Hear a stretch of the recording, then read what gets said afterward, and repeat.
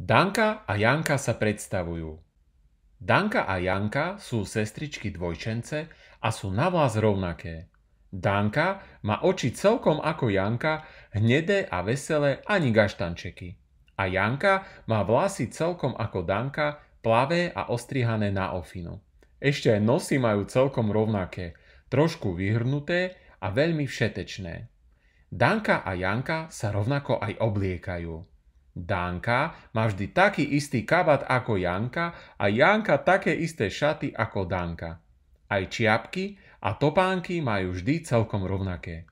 Keď idú po ulici, každý sa zastaví. Ktorá je Danka a ktorá je Janka? Ale nikto ich nerozozná, iba mamka, tatko a brat Miško. Mamka ich rozozná vždy, otec niekedy a Miško málokedy.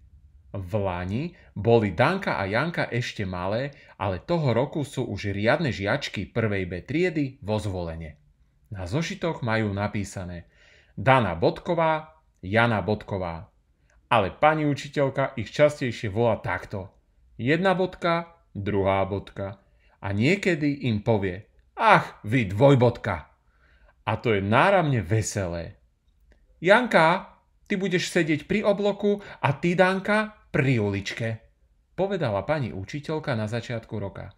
Tak vás budem rozoznávať. Začas ich rozoznávali podľa toho, ale neskôr vysvetlo, že ich možno rozoznať aj inak.